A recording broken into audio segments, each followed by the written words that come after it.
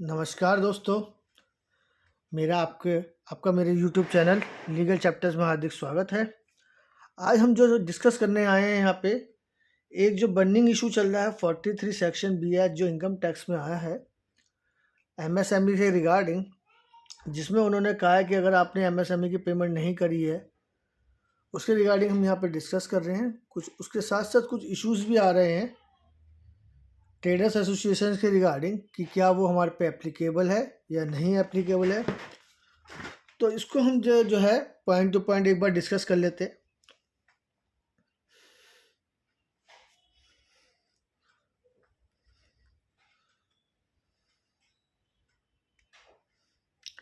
सबसे पहले जो है मेन इशू ये है कि क्या ये हमारे पे एप्लीकेबल, ये एमएसएमई की डेफिनेशन में क्या आता है और क्या नहीं आता। सबसे पहले हम ये डिस्कस कर लेते हैं कि एमएसएमई की डेफिनेशन में क्या आता है, क्या नहीं आता है।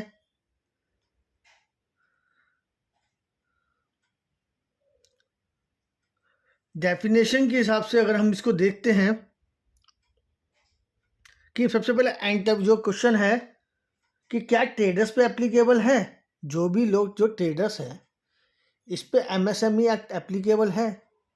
तो एक जो एमएसएमई का मतलब ही हुआ माइक्रो स्मॉल मीडियम एंटरप्राइज।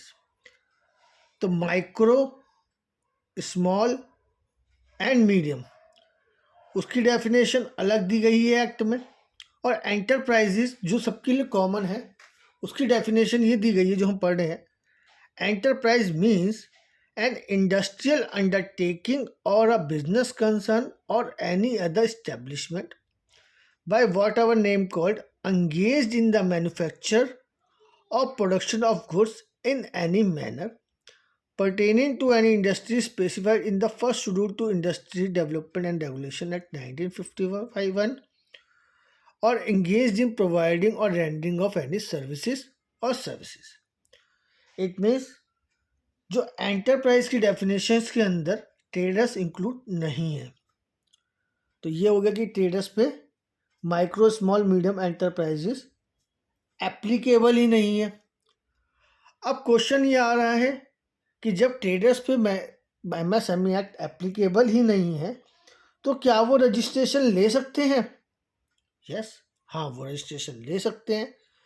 इसलिए अप्रैल 2020 में जब कोविड आया था, उस समय जो ट्रेडर्स को बेनिफिट करने के लिए, प्रायोरिटी सेक्टर लैंडिंग का बेनिफिट देने के लिए आरबीआई ने उन्हें एमएसएमई एक्ट में ओनली रजिस्ट्रेशन इसलिए अलाउ किया था कि वो लोन और फाइनेंस करा सके। मीन्स कि ट्रेडर्स जो हैं वो एमएसएमई एक्ट में रजिस्टर्ड हो सकते हैं only for the purpose of lending. अब हम जो है दूसरी डेफिनेशन देखते हैं कि माइक्रो, स्मॉल और मीडियम, उसमें क्या है, ये जो गजट दे रखा है गजट के हिसाब से ही चल रहे हैं हम। पॉइंट टू पॉइंट देखेंगे क्या है माइक्रो, क्या है स्मॉल और क्या है मीडियम। देखिए, माइक्रो एंटरप्राइजेस की डेफिनेशन का मीनिंग है where the investment in plant machinery equipment does not exceed 1 crore रुपये और turnover does not exceed 5 crore रुपये। मतलब माइक्रो वो एंटरप्राइजेज होती हैं जिनकी टर्नओवर 5 करोड़ से कम है और इन्वेस्टमेंट प्लांट मशीनरी और इक्विपमेंट में 1 करोड़ से कम है। माइक्रो से थोड़ा और ऊपर जो जाती हैं वो स्मॉल हो जाती हैं। उनका क्या है, where the investment in plant and machinery और equipment does not exceed 10 crore. 1 crore से 10 करोड़ तक की जो हैं वो स्मॉल होती हैं और टर्न ओवर उनकी 5 करोड़ से अबव है और 50 करोड़ तक की है तो वो स्मॉल हो जाती है। देन उससे जो थोड़ी सी बड़ी हैं वो मीडियम एंटरप्राइजेज जो होती है। मीडियम एंटरप्राइज में क्या, where the investment in plant and machinery and equipment does not exceed 50 crore, mean 10 crore से ऊपर, 50 करोड़ से नीचे, एंड टर्नओवर 50 करोड़ से अबव एंड 250 करोड़ से नीचे। और ये डेफिनेशन 1 जुलाई 2020 में अमेंड करके ये एप्लीकेबल हो गई। अब जो सर्कुलर आया है उस पर चलते हैं हम। इनकम टैक्स का 43BH, उसके हिसाब से हम एक बार देख लेते हैं कि वो क्या कह रहा है। डाउट्स क्लियर हो जाएंगे आपके कि हम पे एप्लीकेबल है या नहीं है. For the promoting timely payments to the micro and small enterprises, Section 43B of the Act provides for certain deduction to be allowed on actual payment basis. Further, the proviso of this section allow deduction on accrual basis if the amount is paid by due date of furnishing of return of income. It means कि deduction 43B में जो मिलती है वो actual payment basis पे मिलती है. In order to promote the timely payment to MSME, payment made to such enterprises have been included within the ambit of Section 43 of the Act via Finance Act 2023. A new clause H has been inserted in the Section 43B of the Act to provide that any sum payable by the SSE to a micro and small enterprise, मतलब जिस micro और small enterprises से अगर आपको purchase किए तो उसको कोई पेमेंट करनी है आपको beyond the time limit specified under section 15 of the MSME act shall be allowed as deduction only on actual payment. Means MSME को पेमेंट जो है टाइम लिमिट के हिसाब से करनी है, विद इन अ टाइम करनी है ओनली, जब वो भी तब अलाउ होगी जब आप उसकी एक्चुअल पेमेंट कर देंगे. However, it has also been provided that the proviso to Section 43B of the Act shall not apply to such payment. ये 43BH नया सेक्शन आया है टाइमली पेमेंट के लिए कि 43B में क्या है, एच में यूँ कहा है कि आपको डिडक्शन तभी मिलेगी जब आप टाइमली पेमेंट एक्चुअल पेमेंट कर देंगे. ये नहीं एक्चुअल बेसिस पे डिडक्शन ही मिलेगी. अब जो कहा पहले क्या होता था कि due date of filing the return of income तक आपने पेमेंट कर दी तो आपको डिडक्शन मिल जाती थी पेमेंट. बट अब इन्होंने प्रमोट करने के लिए MSME को उन्होंने कहा कि आपको डिडक्शन तभी मिलेगी जब आप एक्चुअल पेमेंट कर दोगे, एक्चुअल बेसिस पे पेमेंट नहीं मिलेगी. Section 15 of the MSME act क्या कहता है? Mandate payment to MSME within a time as per the written agreement which can not be more than 45 days. It mean section 15 जो MSME act कहता है वो कहता है पेमेंट जो है MSME एक्ट को एज पर रिटर्न एग्रीमेंट हो जानी चाहिए. और रिटर्न एग्रीमेंट जो है 45 दिन से ज़्यादा का नहीं होना चाहिए.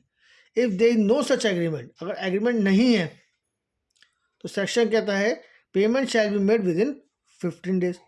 इट मीन्स कि अगर आपका एग्रीमेंट है और एग्रीमेंट 45 दिन से ज़्यादा का है तो 45 दिन मैक्सिमम होंगे, और एग्रीमेंट नहीं होगा है आपके बीच में तो मैक्सिमम टाइम लिमिट 15 डेज की है. Thus, this amendment to Section 43B of the Act allows the payment as deduction only on payment basis. It can be allowed on accrual basis only if the payment is made within the time mandated under Section 15 of the MSME Act. और ये 1 अप्रैल 2024 से applicable है. Finance act एक बार मतलब आप ये देखेंगे तो ये इस साल 2022-23 में एप्लीकेबल है. Will accordingly apply in relation to assessment year 24-25 मतलब financial year 23-24 and subsequent assessment year. अब जो है मेन क्वेश्चन जो है फ्रेंड्स ये आता है, क्या फाइनेंस एक्ट 2023-24 जो हमारा चल रहा है उस पर ये एप्लीकेबल है? हाँ जी एप्लीकेबल है. दूसरा, क्या हमें 31 मार्च तक सबकी पेमेंट कर देनी चाहिए? अगर किसी का आप 31 मार्च की डेट में टाइम पीरियड 45 डेज का अगर आपके बीच में एग्रीमेंट है वो ख़त्म नहीं हो रहा है, इट मीन्स वो 10 अप्रैल को एग्रीमेंट ख़त्म हो रहा है, तो उसका तो आपके ऊपर एप्लीकेबिलिटी नहीं आती कि आपको 31 मार्च से पहले पहले पेमेंट करनी है. बट अगर आपका वो टाइम पीरियड 31 मार्च से पहले ख़त्म हो रहा है तो आपको 31 मार्च से पहले इसको पे करना पड़ेगा. अब दूसरी चीज़ आती है कि अगर हम 31 मार्च तो पेमेंट नहीं करते और हमारा जो ड्यू है तब भी हम उसकी पेमेंट नहीं करते तो उसका क्या होगा कॉन्सिक्वेंसेस? उसके कॉन्सिक्वेंसेस क्या होंगे? उसके कॉन्सिक्वेंसेस सर ये होंगे, एक तो आपको वो पेमेंट उस साल में अलाउ नहीं होगी जिस साल में वो ड्यू था और आपने उसकी पेमेंट नहीं करी. दूसरी बात, आपको माइक्रो स्मॉल मीडियम एंटरप्राइजेस को इंटरेस्ट की पेमेंट करनी पड़ेगी 3 times of the RBI rate, और वो इंटरेस्ट भी आपका प्रॉफिट एंड लॉस अकाउंट में जो है अलाउड नहीं होगा।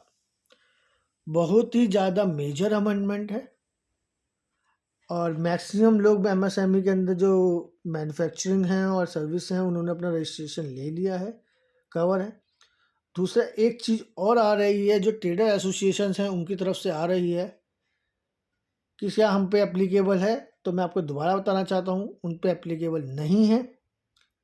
तो एक चीज़ और आ रही है कि क्या करें कि अगर मान लीजिए ये हमारे ऊपर हम अपने ट्रेडर्स को पेमेंट नहीं करते या प्रॉब्लम आती, देखिए उसका एक सॉल्यूशन ये है कि अगर आप कुछ लोगों के साथ व्यापार कर रहे हैं, वो उसके एमएसएमई एक्ट में रजिस्टर्ड हैं, परचेज हैं, छोटे छोटे व्यापारी हैं, एमएसएमई एक्ट में रजिस्टर्ड हैं और उनका व्यापार उन्हीं से चल रहा है, तो ये मेरा ओपिनियन है, आप इसको कंसिडर करें या ना करें ये आपकी विषय है। आप अपना एमएसएमई एक्ट का रजिस्ट्रेशन सरेंडर कर सकते हैं।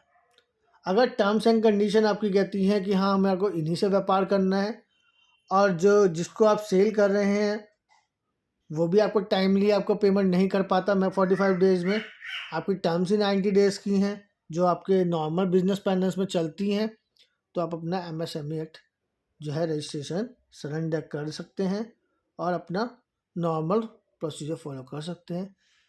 थैंक यू फ्रेंड्स, ये मेरी वीडियो अगर आपको समझ में आई होगी तो प्लीज़ आप इसको लाइक और सब्सक्राइब जरूर करना। थैंक यू, नमस्कार।